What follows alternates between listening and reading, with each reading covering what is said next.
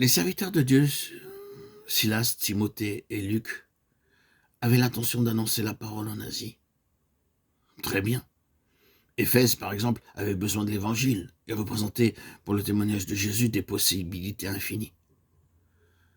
Étreint peut-être par le sentiment des besoins de cette population, en même temps que par le désir que Christ soit connu au milieu d'elle comme il est digne d'être partout connu, ils ont peut-être senti à ce moment-là qu'ils ne pouvaient faire mieux que de s'avancer résolument de ce côté.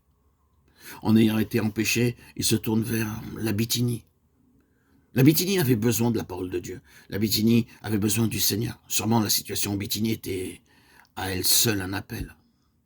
Non, parce que des besoins se manifestent, on ne doit pas en conclure qu'ils représentent nécessairement un appel. Un bon nombre de serviteurs de Dieu s'imaginent que parce que des besoins se font sentir quelque part, cela signifie que Dieu les appelle à y courir. La Bithynie aura ce qu'il lui faut quand l'heure de Dieu aura sonné pour cela. L'Asie aussi. Pour l'instant, Dieu a d'autres objectifs en vue.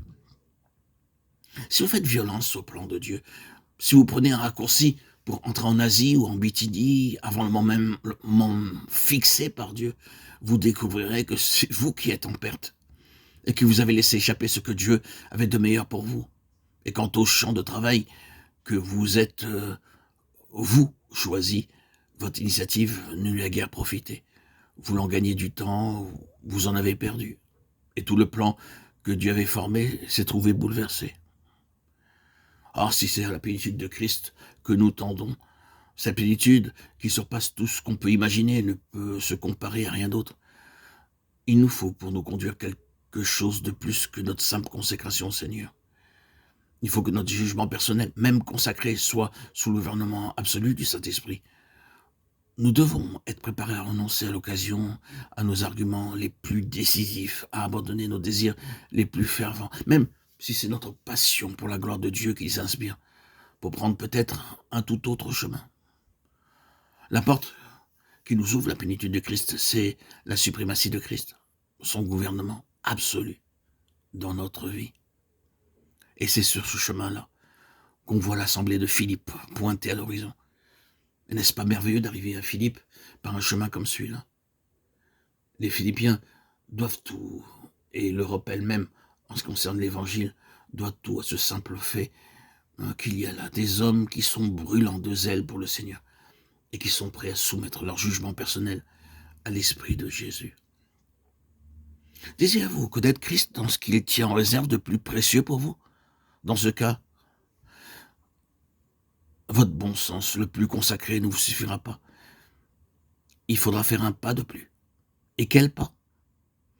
Accepter la souveraineté absolue de Christ et son droit de dicter sa volonté en toute chose, même si cette volonté doit heurter de front le jugement humain, le plus sûr et le plus sanctifié.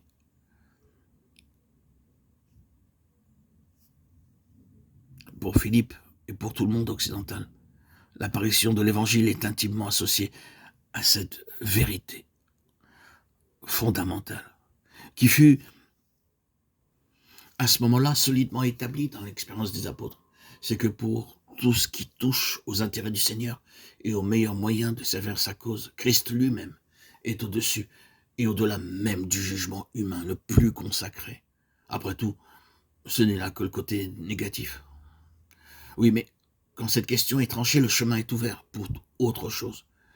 Et je suis bien certain que le côté positif du plan de Dieu, en ce qui nous concerne, restera en suspens, pour longtemps peut-être, tant que cette question de principe ne sera pas réglée une fois pour toutes.